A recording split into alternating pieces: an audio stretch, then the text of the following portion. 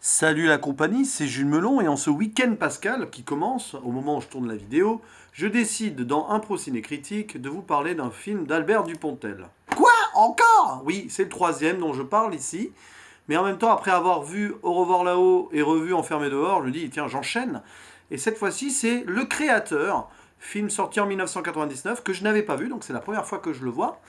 Un film qui est sorti d'ailleurs entre Bernie, quelque part entre Bernie et Enfermé dehors. Un film un peu méta, mis en abîme, puisqu'il s'agit ici d'un artiste, auteur de théâtre, qui se retrouve confronté à un problème de création et à ce syndrome, le fameux syndrome de la page blanche. Et après quelques soucis d'alcool, le monsieur se trouve un petit peu dos au mur, puisqu'apparemment une pièce est promise, avec même un titre, ou du moins déjà une actrice, sauf qu'il n'a absolument rien écrit, et donc c'est la panique. Une panique totale, un pitch de départ totalement fou, parce que ça ne peut pas arriver en vrai. Il est peu probable qu'il ait déjà eu des cas comme ça. Mais bon, ouais, il y a une commande de pièces, et celui qui a fait cette commande était persuadé qu'il l'avait déjà écrite, ou il l'avait déjà plus ou moins promis, sauf qu'il n'y a rien, et il se trouve donc dans l'absolue nécessité d'écrire quelque chose au plus vite. Sauf que ça ne vient pas facilement, et comme ça ne vient pas facilement, il se passe des trucs. C'est intéressant. Alors, est-ce que je spoil un peu? Un tout petit peu au moins, parce que dès le début, voilà. Ben, en fait, pour créer cet auteur de théâtre, qui s'appelle Darius dans le film, et qui est joué par Albert Dupontel lui-même, évidemment, il se donne toujours un rôle important, voire le premier rôle, et ben cet auteur de théâtre décide, pour créer, de détruire, d'enlever des vies, de tuer. Plus ou moins volontairement au début, puis après, l'action avance. C'est intéressant parce que est-ce que l'art de créer passe par la déconstruction? Il y a plusieurs analyses à faire là. Si on avait le temps et si j'avais envie d'écrire quelque chose, je le ferais. Mais Albert Dupontel se place ici en posture totalement méta de je crée mon histoire. Est-ce que pour créer, on peut tout faire? Est-ce qu'à l'idée de créer les choses, on peut aussi prendre des libertés assez drastiques? Évidemment, ici c'est tourné en dérision. On ne peut pas tuer pour justifier une création. Mais ici, pour l'inspiration, il a besoin de ça à un moment. Il a besoin de faire des choses qui vont loin. Et il y a ce postulat donc, de départ là. Il y a Dupontel lui-même en tant que créateur qui réalise un film qui donne l'impression de s'improviser au fur et à mesure de ses scènes. Évidemment, c'est volontaire, mais ça donne quand même quelque chose, ça donne un cachet particulier à cette œuvre qui n'est pas facile à suivre. Vous allez me dire, en même temps, Bernie ou Enfermé dehors, il y a quand même des trucs aussi. Il n'a jamais fait des trucs très très linéaires ou très simples, Dupontel. Finalement, Au revoir là-haut, quand on y pense, c'est peut-être le film le plus simple qu'il ait réalisé. Bon, je n'ai pas vu 9 mois ferme, ça va pas tarder. Mais c'est pas tout à fait le même genre finalement, le dernier film qu'il a fait. C'est beaucoup plus posé, et profond et dramatique. Mais dans son côté comédie, il est toujours un peu dans la déstructure. Et je suis donc persuadé qu'il a monté son film, il a écrit son film à la façon de quelqu'un qui donne l'impression d'improviser. Je pense pas qu'il ait improvisé lui-même, j'en suis même sûr que non. Parce que pour donner cette impression et pour faire que ça marche, il faut au contraire, je pense, être très précis. Et il y a ce parallèle, en plus, évidemment, c'est simple, vous avez le titre du film, Le Créateur. On ne peut pas imaginer de ne pas faire un parallèle avec Dieu. Et il est fait ce parallèle-là, et c'est peut-être d'ailleurs pour ça que Darius, donc cet auteur de théâtre, se permet certaines choses. D'autant plus qu'il a un frère dans l'histoire qui est prêtre.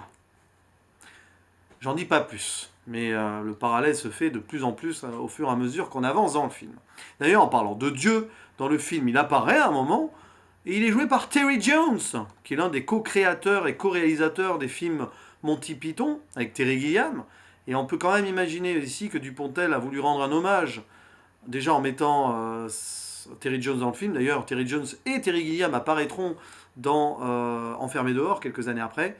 Et c'est un film à la Monty Python, enfin à la Terry Gilliam. Il y a ce côté loufoque et burlesque à fond qu'on retrouve encore plus que dans Bernie ou Enfermé dehors. C'est presque du Monty Python show parfois, ce film. Donc là, le clin d'œil est assez probant, jusque donc dans l'apparition de Terry Jones dans Dieu, sachant que peut-être pour Dupontel, c'était Dieu. Et dans ce film, on trouve donc aussi une belle ribambelle de personnages, parce que Albert Dupontel, dans ses histoires, écrit des personnages secondaires toujours intéressants. Ici, c'est donc dans l'entourage de Darius, que ce soit l'entourage professionnel ou privé dans son voisinage. On a des acteurs qui reviennent, hein, notamment Claude Perron, qui a joué dans Bernie et Enfermé dehors, une actrice un peu muse pour Dupontel. Ici, d'ailleurs, elle joue le rôle d'une actrice, l'actrice principale de sa pièce de théâtre, qui découvre aussi qu'il n'a rien écrit, donc vous imaginez après ce qui peut se passer. Il y a d'autres. Il y a aussi Michel Villermoz qui a déjà joué. Je crois que c'est dans Enfermé dehors. Je sais plus s'il est dans Bernie. Je sais plus. Mais bon, il a un rôle intéressant et un peu fort aussi dans le film. Tout ce qui est autour des voisins donc de Dupontel, il y a toujours cette manie avec les voisins un peu Dupontel. Enfin, il aime bien l'entourage des gens comme ça. C'est assez amusant sa façon dont il a de dépeindre une société de proximité comme ça. Et puis, bah, l'une des répliques cultes du film, et vous comprendrez en le voyant, dès le début ça revient plusieurs fois, quand on change le code, on prévient. Voilà, et c'est marrant parce que avec ce film, il change le code, un petit peu l'approche de la comédie, et bah c'est pas forcément tout le temps prévenu pour un spectateur lambda qui s'efforce à regarder ce genre de film. En d'autres termes, pour faire simple, il faut pas se perdre dans un Dupontel, et encore plus dans celui-ci, je dirais. Il y a un côté encore plus déstructuré et décomposé que Bernie ou Enfermé dehors.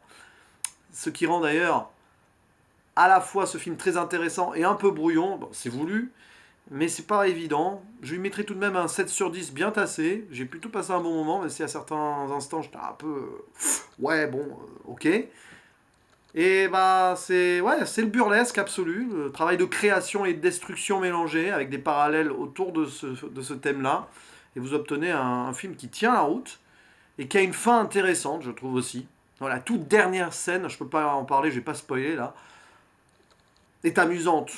Il y a une belle critique derrière, d'ailleurs. Et franchement, je pense, là je l'ai vu une fois, mais qu'en le revoyant plus tard, il y a une seconde lecture possible. Beaucoup plus intelligent et philosophique qu'il n'y paraît ce film, me semble-t-il. Bref, merci Albert Dupontel de nous faire des films aussi différents. Il me reste donc 9 mois ferme à voir, je crois. Il y a aussi son court-métrage, là. Apparemment, il a fait un court-métrage qui est sur pas Facebook, non, qui est sur YouTube.